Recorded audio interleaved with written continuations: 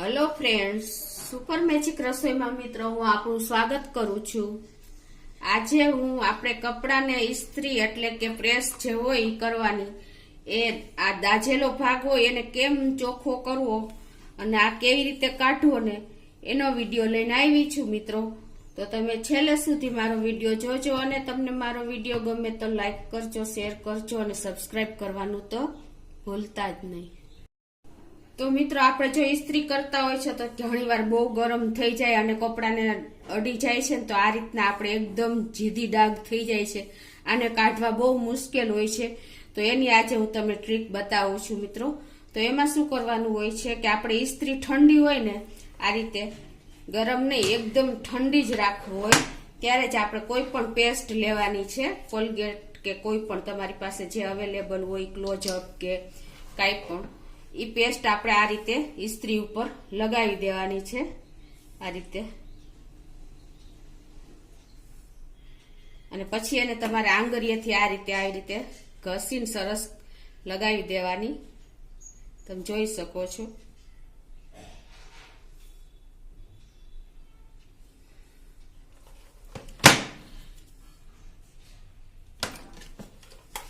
આ રીતે તમે લગાવીને પછી તમારે એને ઇસ્ત્રીને લાઈટ ચાલુ ઓન કરી દેવાની છે। હવે અત્યારે હું લગાવી લીધી છે, હવે એને ઇસ્ત્રી ચાલુ કરી દઉં છું। તો મિત્રો હવે આને આપણે ગરમ થવા દેશું, પછી તમને બતાવું। જો તમે જોઈ શકો છો મિત્રો, આપણી ઇસ્ત્રી ગરમ થાય છે એટલે જે આપણે પેસ્ટ લગાવી છે, ક્લોઝઅપ કે કોલગેટ જે તમે લગાવી હોય, આ રીતે ઉપર થઈ જશે, એકદમ બબલ્સ આવી જશે। આ પોઝિશન આવે ને મિત્રો, એકદમ સરસ મેલ્ટ થઈ જાય ને પેસ્ટ તમારી ઇસ્ત્રીમાં ગરમ થાય એટલે પછી તમારે ઇસ્ત્રી બંધ કરી દેવાની છે। ધોવા નીકળવા માંડ્યા છે મિત્રો, તમે જોઈ શકો છો। અત્યારે આ કન્સિસ્ટન્સી આવે એટલે અત્યારે હવે હું ઇસ્ત્રી બંધ કરી દઉં છું। તો મિત્રો હવે આને તમારે આ રીતે એકદમ જાડું કપડું લેવાનું અને તમારે આ રીતે એને ઘસી નાખવાની, તમે જોઈ શકો છો। જો આ રીતે તમારે એને આમ મોટું કપડું લેશો ને એટલે તમારા હાથ દાજવાની પણ ભય નહીં રહે। આ રીતે તમારે એને ઘસી નાખવાનું।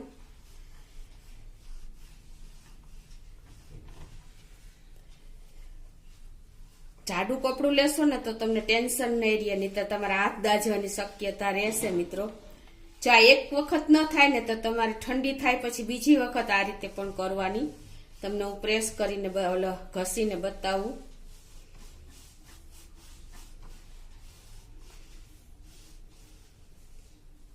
જો મિત્રો, તમારું કપડું જો નીકળું છે ને એકદમ, જો જૂનો ડાઘ હશે ને તો તમારે થોડોક ટાઈમ લાગશે મિત્રો। મિત્રો જો આ રીતે તમે ઘસશો ને એટલે કોલગેટ જો આ નીકળી ગઈ, તમે જોઈ શકો છો। અને કદાચ રહી જાય ને તો તમે ઠંડુ, તમે જો મારું કપડું પણ જોવો, તમે આટલું આપણું કપડું ગંદુ થઈ ગયું છે, તમે જોઈ શકો છો। અને કદાચ આપણે રહી જાય ને તો બીજી વાર તમારે ઇસ્ત્રી સાવ ઠંડી થઈ જાય ને પછી તમારે પેસ્ટ લગાવીને પાછી આ જ પ્રોસીજર કરવાની છે। અને બીજી પણ તમને મેથડ હું બતાવી દઉં મિત્રો। આ રીતે જો તમારે અત્યારે સેજ છે તો એને તમારે શું કરવાનું, આ રીતે આપણે કાચ કાગળ આવે ને, એ કાચ કાગળ તમારે ઇસ્ત્રીમાં ગરમ કર્યા વગર, કાંઈ પણ કર્યા વગર તમે જો આ ઘસશો ને આ રીતે, એટલે તમારે ઇઝીલી જે ડાઘ હશે ને એ વયા જશે મિત્રો। કાચ કાગળ હશે ને તો તમારે ગરમ એ નહીં કરવી પડે અને તમે આ રીતે કાઢી શકશો મિત્રો। હું તમને બે મેથડ બતાવી રહી છું। જો આપણે રહી સહી આપણે આનેથી પણ નીકળી જાય છે, કોલગેટથી નહીં નીકળી જશે। કોલગેટ કે કોઈ પણ પેસ્ટ, આપણે ટૂથપેસ્ટ હોય ને એનાથી મેં તમને કીધું એ રીતે ગરમ કરીને નીકળી જશે અને આ રીતે પણ તમારે નીકળી જશે। કાચ કાગળથી તો તમારી ઇસ્ત્રી ગરમ કરવાની કે કોઈ પણ ઝંઝટ નહીં રહે। આ રીતે જો તમે જોઈ શકો છો ને, આપણે કેટલી, મારે આ વર્ષો જૂની હતી ડાઘ, એ આપણે ઇસ્ત્રીનો આ રીતે કાઢ્યો છે કોલગેટની મદદથી કે કોઈ પણ ક્લોઝઅપ કે કોઈ પણ ટૂથપેસ્ટથી। અને બીજી પ્રોસીજર પણ મેં તમને બતાવી દીધી। આ રીતે કાચ કાગળથી તમે જો આમ ઘસશો ને તો પણ ડાઘ આ તો જતા જ રહેશે।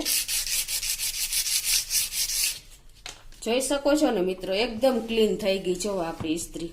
હવે તમને કહું કે જ્યાં આપણે હોલ રહ્યા એમાં પણ કાળાશ તો હોય જ છે, તો એના માટે શું કરવાનું તમારે કે આવી રીતે કોઈ પણ કપડું લેવાનું અને કોઈ આપણે ડિસ્મિટ કે આવી સીઝર નાની હોય ને તીક્ષ્ણ ધારવાળી જે નાની એકદમ, એને આ રીતે તમારે કપડામાં લગાવીને અને આ રીતે તમારે બધા હોલમાં આવી રીતે કાઢી લેવાના.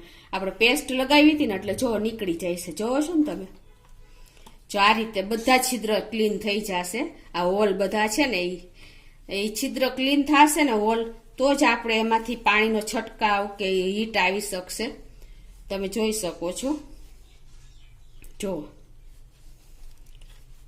મિત્રો લગભગ આપણે ઘરે આ રીતે ઇસ્ત્રી થઈ જ જતી હોય છે. ઘણી વખત આપણે કેરલેસ હોય ત્યારે, કે આપણું ધ્યાન ન હોય કે આપણે ઓચિંતાનું કંઈ કામ આવી જાય ત્યારે આપણી ઇસ્ત્રી બ્લેક ચોટી જ થઈ, કપડાને પ્રેસ કરીએ છીએ ત્યારે ટચ થઈ જ જાય છે.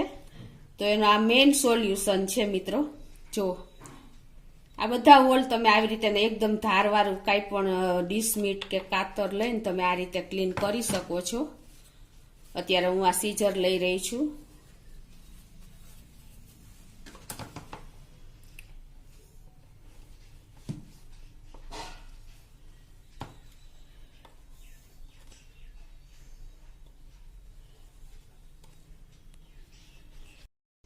તો આ રીતે મિત્રો તમને મેં કીધું એમ જો બધા હોલ આ રીતે જ તમારે ક્લીન કરી લેવાના છે, કેમ કે આપણે પેસ્ટ લગાવી હતી ને એટલે એ અંદર ગયો જ હોય. અને તમારા હોલ પણ જો ગંદા હોય તો ક્લીન થઈ જશે સરસ આ રીતે, અને આપણી ઇસ્ત્રી પણ સરસ કામ કરતી થઈ જશે. તો મિત્રો તમે જોઈ શકો છો. જુઓ આ રીતે તમે પેસ્ટ લગાવ્યા પછી મોટો ડાઘ હોય અને એક વખતમાં તમારે સાફ ન થાય તો તમારે બીજી વાર ઇસ્ત્રી ઠંડી થાય પછી પાછી પેસ્ટ લગાવવાની અને પાછી તમારે ઇસ્ત્રીને ગરમ કરવાની. અને આ રીતે તમારે કપડાથી કોટનનું કપડું લેવાનું અને જાડું કપડું લેવાનું, એટલે તમારો હાથ ટચ ન થાય, તમને દાજી જવાનો ડર ન રહે. ખાસ તમે આ કેર કરજો મિત્રો, પછી આમાં ઘણા હેરાન થઈ જાય.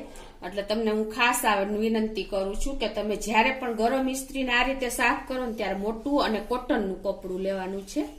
અને એમ છતાંય તમને બીજી ટ્રીક પણ મેં બતાવી ને કે તમે આ રીતે જો ગરમ ઇસ્ત્રી ન કરવી હોય, પેસ્ટ ન લગાવી હોય, તો બીજી મેથડ આ તમને કાચ કાગળથી પણ તમે આ રીતે ઘસીને ઇસ્ત્રી ગરમ કર્યા વગર ડાયરેક્ટ જ તમારે ઘસી નાખવાનું, તો પણ તમારો ડાઘ ઇસ્ત્રીમાંથી જતો રહેશે અને 100% તમારી ઇસ્ત્રી કામ કરતી થઈ જશે. તમારું લાઇટ બિલ પણ ઓછું બળશે અને કપડાં પણ સરસ પ્રેસ થશે. ઘણું આપણને આ ઉપયોગી થાય છે આ ટ્રીક મિત્રો. તો તમે ખાસ આ રીતે એક વખત તો ટ્રાય કરજો જ મિત્રો. આપણે મોસ્ટ ઓફ લેડીઝ લોકોને તો આ બહુ પ્રોબ્લેમ હોય છે. ઘરે આપણે ઇન્સ્ટન્ટ આપણે ક્યારે કપડાની ઇસ્ત્રી કરવી હોય ને ઓચિંતાનું આપણે ઉતાવળમાં કરવા જાય તો અવડો મોટો ડાઘ પડી જાય છે અને આપણા કપડાં પણ જતા રહીએ છે. તો મિત્રો ખાસ કેર કરજો અને આ રીતે તમે તમારી ઇસ્ત્રી એટલે કે પ્રેસને ક્લીન કરી નાખજો. અને તમને મારો વિડીયો ગમે તો લાઈક કરજો, શેર કરજો અને સબસ્ક્રાઈબ કરવાનું તો ભૂલતા જ નહીં.